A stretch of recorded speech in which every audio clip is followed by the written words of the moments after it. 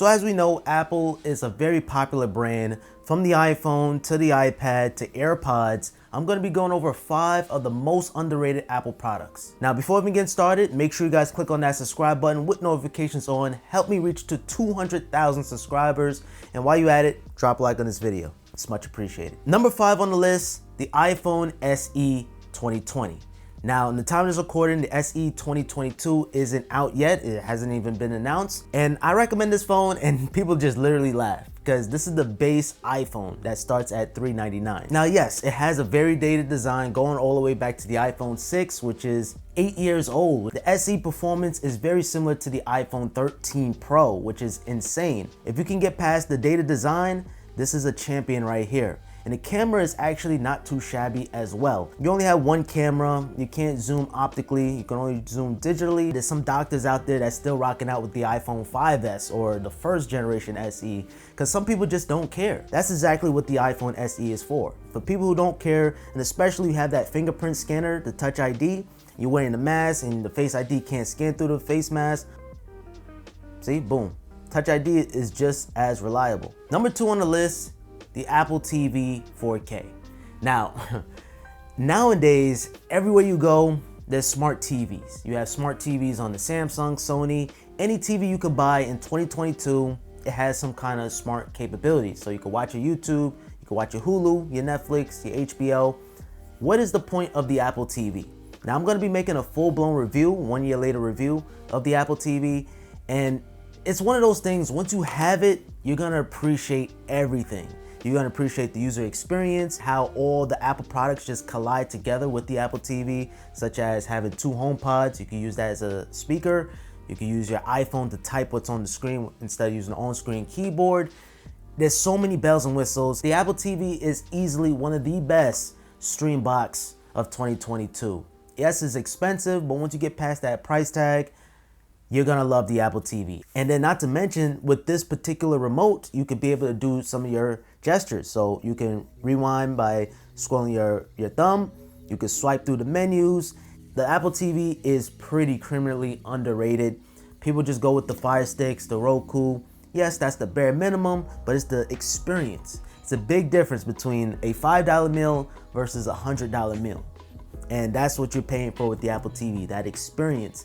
It works wonders. Now, number 3, I don't have it on the desk right now because I already have it hooked up next to my TV setup and I didn't feel like rewiring the wires and all of that. The HomePod. And I'm not talking about the HomePod mini. I'm talking about the OG HomePod. Man, the OG HomePod was so underrated. It was just unbelievable. But the way how Apple was explaining the HomePod, on how it works, on how sound bounces off the walls, and it has 360 audio, I just absolutely need to hear it for myself, and that's why I decided to buy it. $400 for a smart speaker was a little bit deep in the pockets, but I absolutely fell in love with it, and I just decided to keep it. They knocked the price off. It was still expensive, and that's why Apple made the HomePod mini, dropped the price to $100, and I'm not sure how the sales are going with the HomePod mini, but I'm sure it's pretty good because Apple introduced brand new colors. I made a video on that too. Make sure you guys watch that one. But after hearing the HomePod mini, it's an ultimate downgrade compared to the OG HomePod, and I truly wish Apple can somehow make another HomePod for the bosses, the top of the line HomePod Max. We need one. But when I picked up another HomePod for stereo pairing, I was mind blown. The sound quality is simply phenomenal. Now, number 4 on the list, the AirPods Max. I made a review on this last year in the summertime. These are my favorite AirPods of all time. You can remove the air cushions, so the air cushions go bad. You can buy new ones. You have this amazing mesh on the top, just reducing that pressure. Yes, the headphones are heavy, but once they're on your head, you're not gonna feel that weight at all. The cool thing about these, you can adjust the volume using the crown here, which is incredible on how they took it from the Apple Watch and incorporated it to the AirPods Max. So it makes adjusting the volume more accurate. The computational audio and the adaptive EQ on the AirPods Max is incredible. I love the bass, I love the sound quality, the treble. The sound quality is perfect. Now, prior to this, I had the Sony XM4s. I gave those to my brother. I tip my hat to Sony, but the AirPods Max take it to a whole nother level. These cost $550. With taxes and everything is about $600. So $600 for over-ear headphones. Once you have this, you're on top of the food chain. You got the best ever AirPods that Apple has ever made. Last on the list, this is crazy. This is one of the newer products. The iPad mini 6th generation. Now I've been rocking this out since day one, and I use this iPad every single day. I kid you not, from reading books, for doing a little sketches every now and then, signing documents, PDF files, watching movies, FaceTime calls. Thanks to that center stage, I picked it up in the Starlight color, cellular model, so I'm able to take it out with me in the go.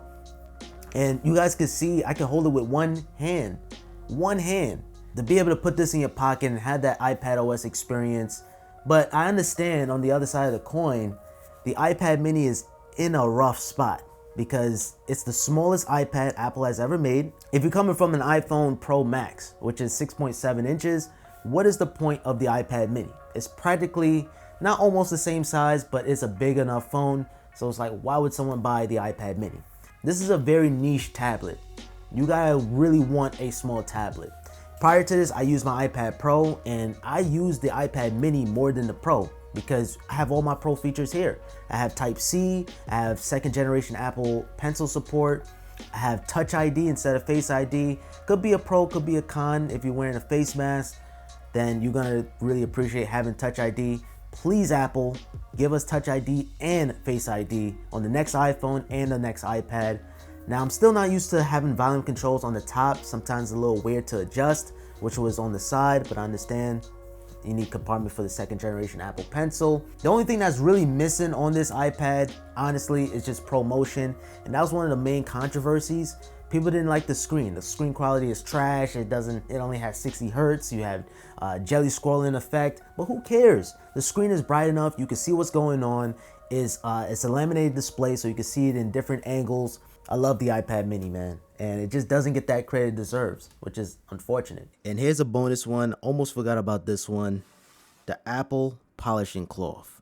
I've been using this cloth for about 4 months now, and this is the best, absolutely the best polishing cloth that I ever purchased. And this thing is extremely underrated. People don't understand how effective this polishing cloth really is. Removing the fingerprints, dust and debris. It costs a whopping $20.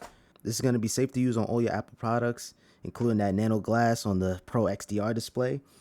And, and you guys can see I took really good care of it. Of course, you got that Apple logo there. If you really look at it closely, polishing cloth.